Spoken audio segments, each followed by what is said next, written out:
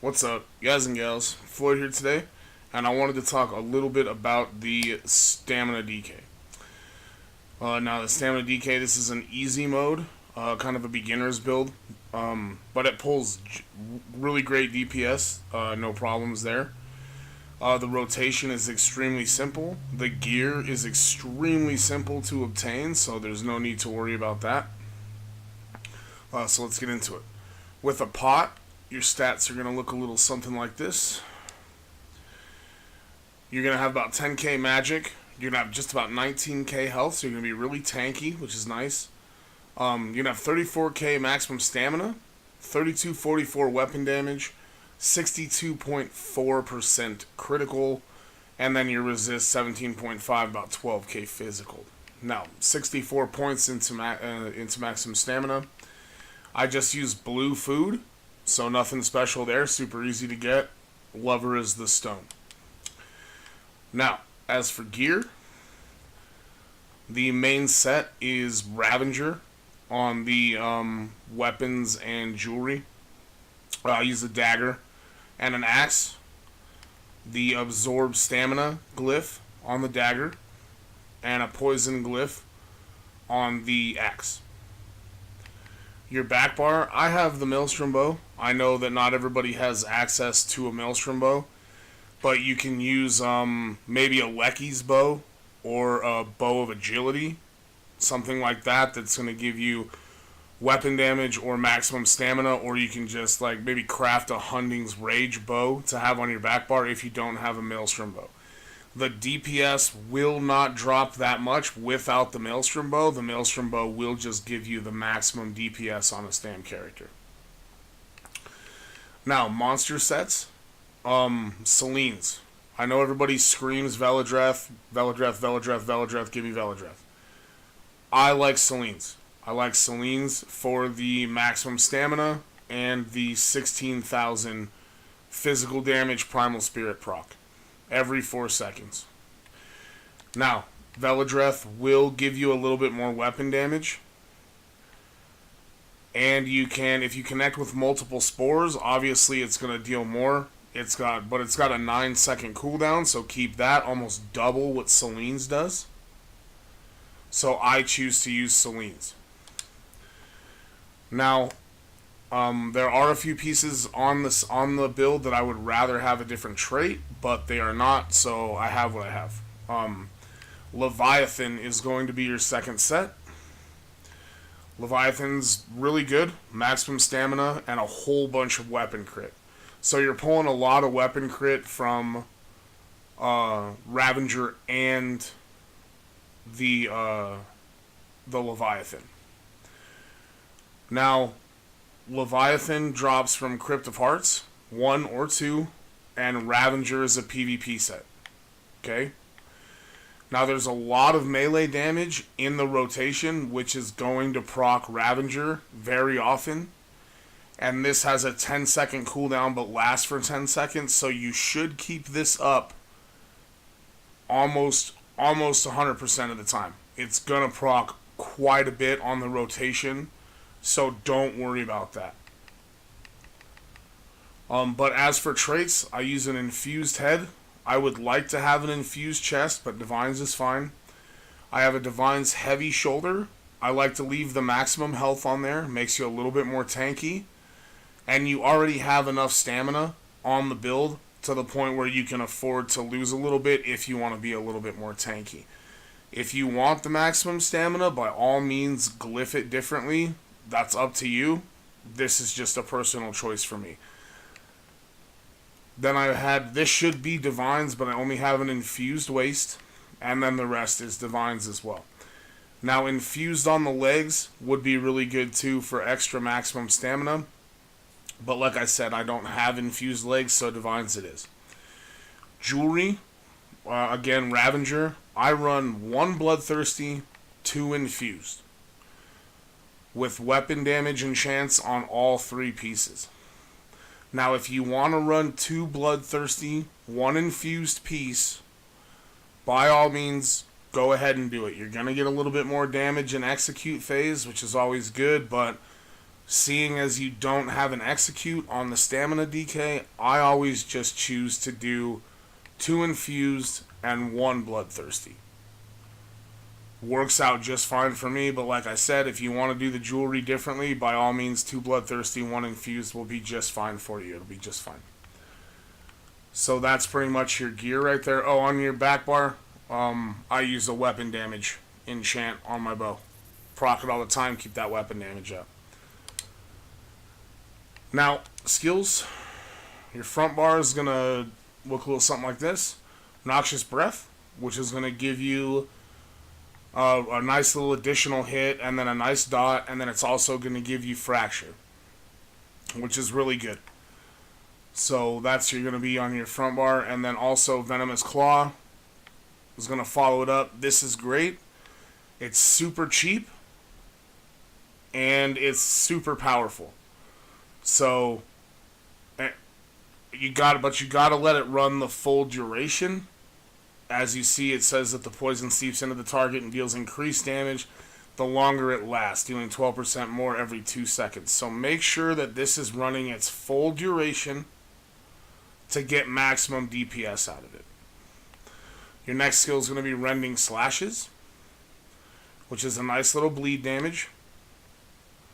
And also, if you're comfortable with the sustain, you can use this as a spammable. So keep that in mind.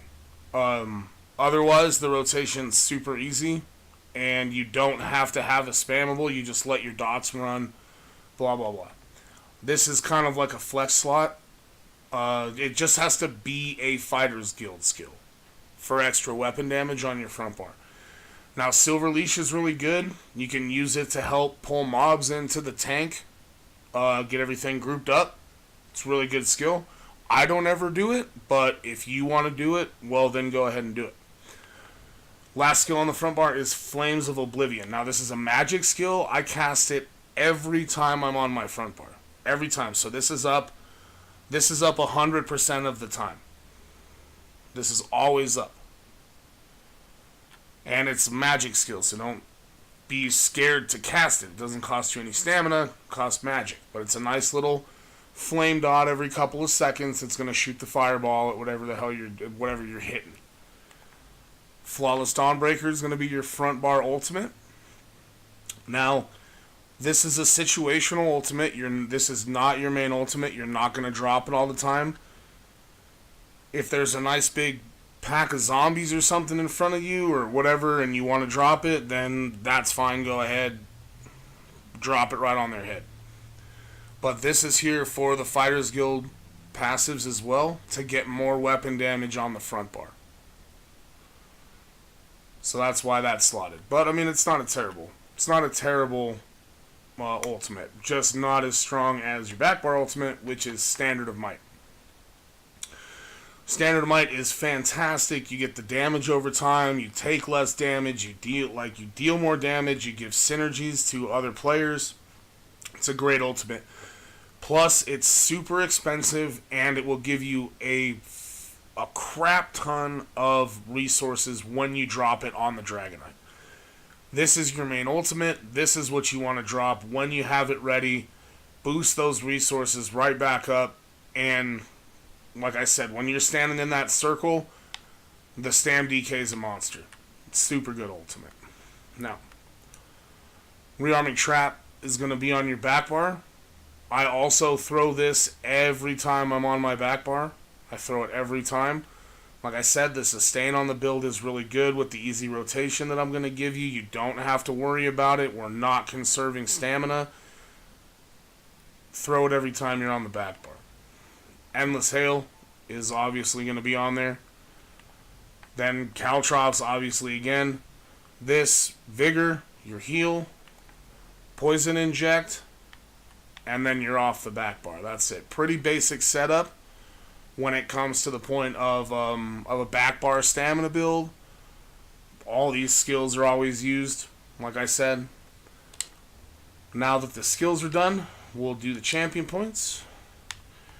Now your champion points are going to look a little something like this. We're going to do 11 Physical Weapon Expert. We're going to do 61 Master at Arms. we're going to do 61 Thaumaturge, 56 Precise Strikes, 25 Piercing, 56 Mighty. The red tree is really depending on what content you're running. You can switch these up or do them however you want to do them. Green tree, pretty basic here. You can also do these just as long as you're putting 75 into Mooncalf for the stamina recovery. But pretty basic red and green trees, and then the blue trees are as such. Now, rotation is super simple. It is a very, very simple rotation, and I rainbow the buttons. Each bar is exactly the same. You don't have to press any other buttons any differently. You just get into a nice rhythm, and all the rotation is X, light, Y, light, B, light, right bumper, swap. X, light, Y, light, B, light, right bumper, swap. That's it. X, Y, B, right bumper. Just do the rainbow on the buttons. Now, obviously, you would have different buttons on PlayStation or something like that, but still. The rotation is super easy. There's nothing. There's no bar swap here to go to this, to bar swap back to do this, to bar swap back to continue. Like, it's just, that's all you do. Just X, Y, B continuously during the rotation. Now, when you're in the rotation, the one thing that you want to do is during the test, do not run up to the dummy and drop a standard. Do not do that. When you drop the standard on the test, you're going to go through your rotation. You're going to get through one melee bar, and you're going to get through 2 bow bars, and then right here, you're going to drop the standard. So that all of your dots are rolling, everything's up, everything's cooking on the dummy, and then you drop the ultimate. If you drop the standard, you're wasting the amount of time that has to up the amount of damage that you're doing with everything. You're wasting the ultimate. Plus, you want the resource gain back from the standard to keep you up to help sustain. So always remember that. And then when you're in the rotation, the front bar, drop the Flawless Dawnbreaker as soon as you get it in the test. But that is simply the rotation. Now, that rotation right there will pull you plenty of DPS to get into any vet content, and you'll be fine. Now, there's a little trick to keep Ravager procced a little bit more if you want to do it. It's nothing crazy. I'm not going to blow your mind right now. It's nothing crazy, okay? Now, the rotation maintains, it's the same thing. You're going to go X, Y, B, right bumper, swap, X, Y, B, 1, 2, 3, 4 light attacks, right bumper, bar swap. And then repeat that. That's all you're going to do. Is just add the 4 light attacks after the rending slashes. 1, 2, 3, 4. Right bumper, swap. So all you do is you continue to do X, Y, B, right bumper, swap, X, Y, B. Just add 4 light attacks. Then hit your right bumper, then swap. And you continue that, drop the ultimates in the same place, do everything else the same way. And that's it. That's basically it. It's a super simple, easy rotation. Like I said, the gear is super simple to get. Ravager, PvP, Leviathan, Crypt of Hearts 1 and 2. Or you can even buy Ravager out of the Guild Trader. It's not that difficult. Now, for you elitists out there that have all the goodies, if you have advancing and you have Reliquins, this build will pull 45k plus with advancing and Reliquins. Exact same champion points, exact same rotation, exact same everything. All you do is swap the gear. That's it. That's the only difference. And it will pull just as high, or it'll pull higher DPS, way higher. It'll skyrocket the DPS if you have these two sets.